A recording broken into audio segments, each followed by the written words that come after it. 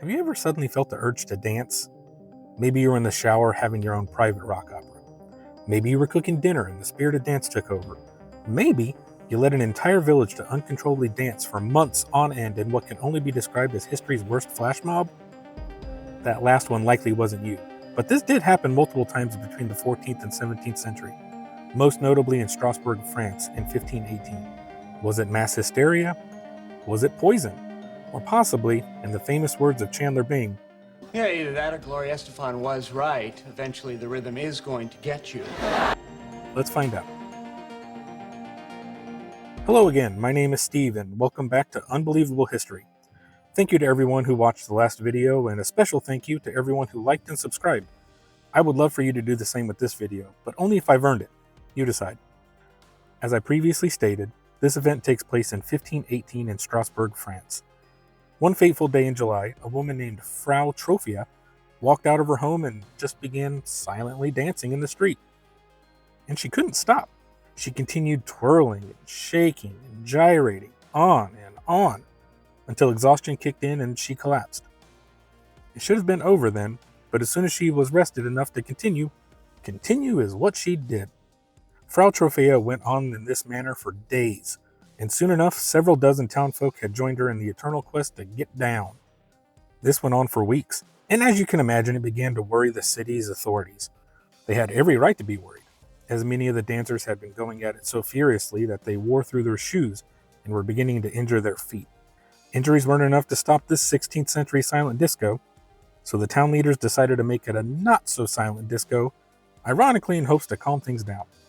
Stages were built, bands were brought in, professional dancers were hired, and guild halls were used to contain the ever-growing number of folks dancing like no one was watching. Unfortunately, this had the opposite effect, and soon the number of dancers grew to somewhere near the 400 range. Eventually, the mass of dancers stopped resembling Club 54 and began to have an air of thriller.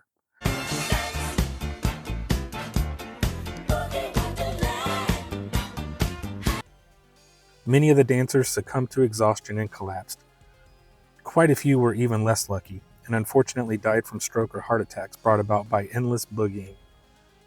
The exact number of those who died is unknown, but it wasn't just a couple. How did the endless party finally die down? Eventually, the professional dancers created what I can only imagine to be the most disturbing conga line ever, and led the shuffling horde to a mountaintop shrine where they proceeded to pray the sway away.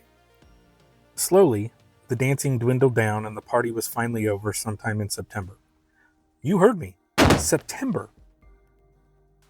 So what caused this disconcerting dance marathon? No one's fully certain, but there are several leading theories.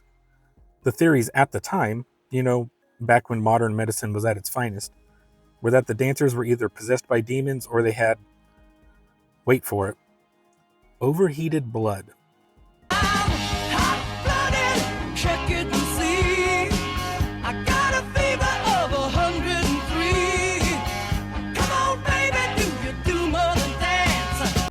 So both of those theories are out the window. Another theory is that the group of hot steppers had all eaten bread that was made with tainted rye flour. The flour could have possibly contained a fungal disease called ergot. Ergot is known to cause convulsion fits, so this is definitely a possibility.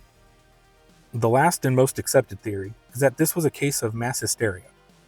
According to American medical historian John Waller, the people of Strasbourg were overly stressed by bouts of smallpox and syphilis, as well as famine.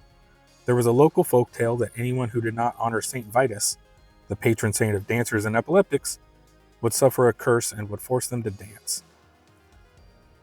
Whatever it was that caused Frau Trophia to start dancing in the street that day, it can't be argued that this was one dance party for the ages.